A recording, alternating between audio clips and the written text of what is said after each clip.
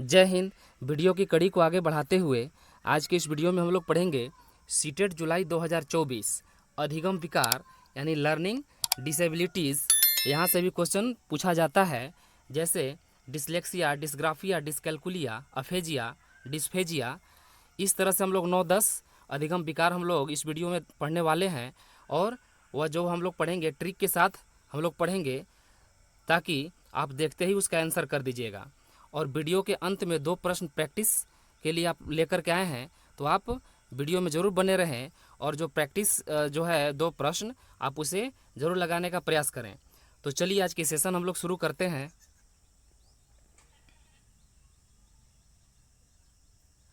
पहला है डिसलेक्सिया।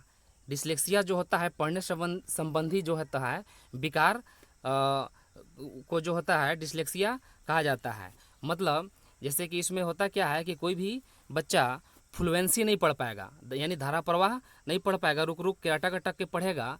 या और इसमें जैसे कि शाह लिखा हुआ है, शाह, तो उस बच्चा को शाह को हो सकता है कि वाज भी पढ़ दे वह, मतलब वह अंतर नहीं कर पाता है कि ये शाह लिखा हुआ है कि वाज लिखा हुआ है। इस तरह से पढ़ने में जो संबंधित विकार होता है उसे हम लोग डिसलेक्सिया के नाम से जानते हैं। आइए हम लोग नेक्स्ट देखते हैं। सेकेंड नंबर है डिस्ग्राफिया। डिस्ग्राफिया यह जो होता है लेखन संबंधी विकार होता है। तो आप यहाँ पर चित्र में देख रहे होंगे, यहाँ पर एक ग्राफ है।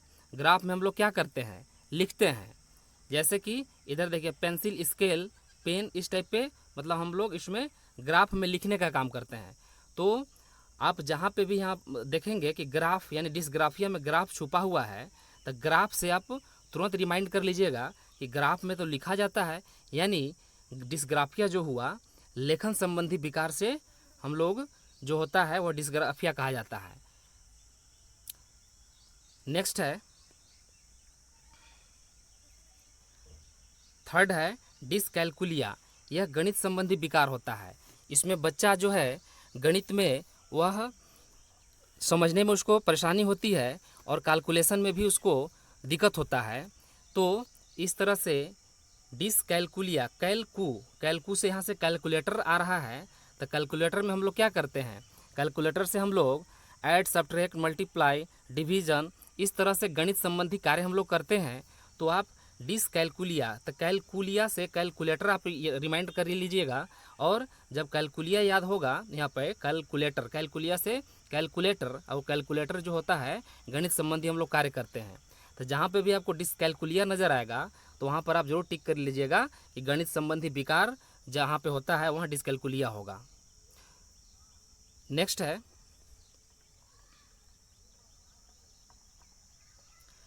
फोर नंबर है अफेजिया। यह भाषा से संबंधित कठिनाई होता है।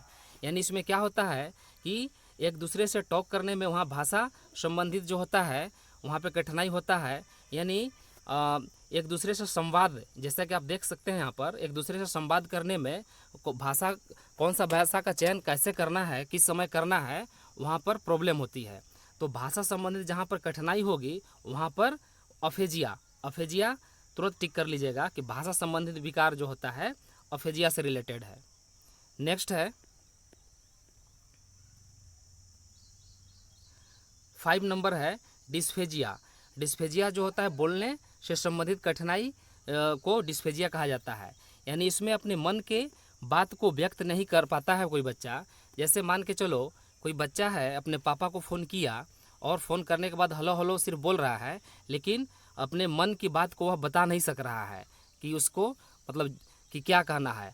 तो वहाँ पर जो होता है बोलने संबंधित कठिनाई हो रहा है, सोच तो रहा है कि हमको ये कहना है लेकिन वह बोल नहीं पा रहा है। तो जहाँ पर भी बोलने संबंधित कठिनाई होगा वहाँ पर डिस्फेजिया होगा। नेक्स्ट है 6 नंबर है अलेक्सिया। अलेक्सिया भी है, पढ़ने से संबंधित कठिनाई है। जैसे हम लोग फर्स्ट में देखे थे डिसलेक्सिया, तो वहाँ पर भी लेक्सिया आ रहा था और यहाँ पे भी लेक्सिया है। तो लेक्सिया, डिसलेक्सिया, अलेक्सिया लगभग सिमिलर बोलने से लग रहा है। तो डिसलेक्सिया भी पढ़ने संबंधित कठिनाई और अलेक्सिया भी पढ़ने से संबंधित कठिनाई यानी विकार को हम लोग अलेक्सिया कहते हैं। लेकिन यह जो होता है कहीं ना कहीं मस्तिष्क में क्षति के कारण, दिमाग में कभी बहुत ज़्यादा चोट के कारण जो होता है यह अलेक्सिया हो जाता है, जो कि बाद में पढ़ने से संबंधित कठिनाई होने लगती है। उम्मीद है कि आपको यह ज़रूर समझ में आ रहा होगा। आप हर एक विकार को ध्यानपूर्वक सुनने से चीज़ें आसानी से याद हो जाती है। नेक्स्ट है 7 नंबर है अप्रेक्सिया। यह चलन या गामक से संबंधित कठिनाई होती है। जैसा कि आप चित्र में यहाँ देख रहे होंगे कि यहाँ पर एक पहलवान है, इसमें चुस्ती फुर्ती और जो इसमें पहलवान संबंधित इसमें आएंगे, और इसमें जो भी शरीर में गामक संबंधित कठिनाई होगी। मान के चलिए एक पहलवान है, तो पहलवान में इसमें जो चुस्ती फुर्ती नहीं रहेगी तो वह क्या होगा, चलन गामक संबंधित कठिनाई होगी। तो ये जो कठिनाई जब आती है तो वह अप्रेक्सिया के अंतर्गत आता है। नेक्स्ट है 8 नंबर है डिस्थीमिया। यह तनाव वाली स्थिति होती है और इसमें हमेशा मूड ऑफ होता है। जैसा कि आप यहाँ पे देख रहे हैं कि जो हमेशा जिसका मूड ऑफ होता है और तनाव वाली स्थिति जो रहती है वह डिस्थीमिया विकार से वह ग्रसित है। नेक्स्ट है 9 नंबर डिस्मोर्फिया। यह भ्रम वाली स्थिति में हमेशा रहता है। जैसे मान के चलिए यहाँ पर एक पिकॉक है और यहाँ पर पैरोट है, यानी मोर और यहाँ तोता। वह मोर और तोता देखने के बाद वह भ्रम वाली स्थिति में हो जाता है कि यह पिकॉक था कि यह पैरोट था, तो वह अंतर नहीं कर पाता है, वह भ्रम वाली स्थिति में होता है। जैसे कि एक और दूसरा एग्जाम्पल से आप समझिए। मान के चलिए एक चौराहा यहाँ पर है, चौराहा है, कोई बच्चा मान के चलिए उसका घर यहाँ पर है और वो चलते चलते कहीं पे घूमने निकला और चौराहा पर आकर के यहाँ पर रुका हुआ है। अब उसको यह निर्धारित नहीं कर पा रहा है कि हमको इस दिशा में जाना है कि इस दिशा में जाना है, मेरा घर किधर है, वहाँ पर क्लियर नहीं कर पा रहा, वह भ्रम वाली स्थिति में है, तो वह डिस्मोर्फिया से ग्रसित है। नेक्स्ट है 10 नंबर है डिस्प्रेक्सिया। यह शारीरिक कौशल से संबंधित विकार है जिसको हम लोग डिस्प्रेक्सिया कहते हैं। जैसे मान के चलिए एक बच्चा है, एक बच्चा को यहाँ पे फुटबॉल रखा हुआ है, इसको किक करना है, किक मारना है, तो उसको पता नहीं कि किस जगह किक मारने पर किस स्थान पर मारे कि बॉल आगे जाएगा। तो वह बच्चा मान के चलिए मारना है किक, सही स्थान पर नहीं लगने पर वह बच्चा गिर जाएगा।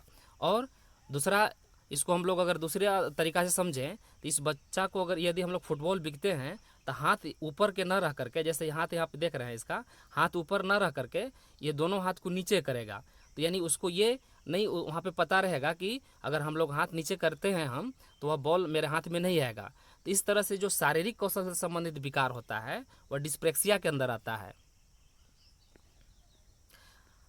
आइए 2 क्वेश्चन हम लोग देख लेते हैं, जो कि यह क्वेश्चन जो है पूछा गया क्वेश्चन है, तो आप इसे देख करके अब आसानी से टिक कर सकते हैं। जैसे क्वेश्चन नंबर 1 है, यदि एक शिक्षार्थी को संख्याओं और परिकलन में समस्या हो रही हो तो वह कौन सा विकार से संबंधित है? ए डिसकैलकुलिया, बी डिसलेक्सिया, सी डिसग्राफिया, डी डिस्मोर्फिया। तो जैसा कि आप देख सकते हैं यहाँ पर संख्या की बात हो रहा है, नंबर और परिकलन यानी कैलकुलेशन की बात हो रही है। तो अभी तुरंत हमने पढ़ा कि जहाँ पर कैलकुलेशन और नंबर की संख्या की बात आए तो वह गणित संबंधी विकार होगा, और गणित संबंधी विकार को हम लोग क्या बोलते हैं? डिसकैलकुलिया बोलते हैं। यानी कैलकुलिया, कैलकुलेटर यहाँ छुपा हुआ है। तो संख्या और परिकलन मतलब नंबर और कैलकुलेशन से संबंधित जो विकार होता है वह डिसकैलकुलिया के अंतर्गत आता है। नेक्स्ट है क्वेश्चन नंबर 2 है, एक बच्चा जो खाली स्थान से ग्रस्त है वह सा को वाज और न्यूक्लियर को अनक्लियर में अंतर नहीं कर पाता है, तो वह किस चीज़ से ग्रसित है, किस विकार से ग्रसित है? ए डिसकैलकुलिया, बी डिसलेक्सिया, सी डिसग्राफिया, डी डिस्मोर्फिया। तभी अभी हमने पढ़ा था कि कोई बच्चा यदि सा को वाज अगर पढ़ रहा है और फ्लुएंसी नहीं पढ़ पा रहा है और न्यूक्लियर को अनक्लियर में अंतर नहीं कर पा रहा है, तो वह किस चीज़ से ग्रसित है? डिसलेक्सिया से ग्रसित है। तो इसका सही आंसर हो जाएगा ऑप्शन नंबर बी, यानी एक बच्चा जो डिसलेक्सिया से ग्रस्त है वह शा को वाज और न्यूक्लियर को अनक्लियर में अंतर नहीं कर सकता है। तो इस तरह से जो है जो मोस्ट इम्पोर्टेंट विकार है अधिगम विकार, हमने यहाँ पर अभी पढ़ा। इससे बाहर सीटेट में नहीं पूछा जाता है, तो इसे आप जरूर नोट्स करके याद कर लीजिएगा। अधिगम विकार से संबंधित आपका एक भी क्वेश्चन छूटेगा नहीं। तो बस इस वीडियो में इतना ही। यदि आप हमारे चैनल पर नए हैं तो सब्सक्राइब जरूर कर लीजिएगा, क्योंकि इसी तरह के वीडियो हमेशा हम आपके लिए लेकर के आते रहते हैं। और बेल आइकन भी प्रेस कर लीजिएगा ताकि आने वाला हर अगले वीडियो का नोटिफिकेशन आपको समय समय पर मिलता रहे। लाइक तथा शेयर भी अपने दोस्तों में ज़रूर कर दीजिएगा। और यदि इसका आपको PDF चाहिए तो वीडियो का डिस्क्रिप्शन में जाइएगा, वहाँ पर टेलीग्राम ग्रुप का लिंक दिया हुआ है, उससे आप जुड़ जाइएगा। वहाँ पर आपको इसका फ्री में PDF मिल जाएगा। तो मिलते हैं हम लोग नेक्स्ट वीडियो में। Thank you.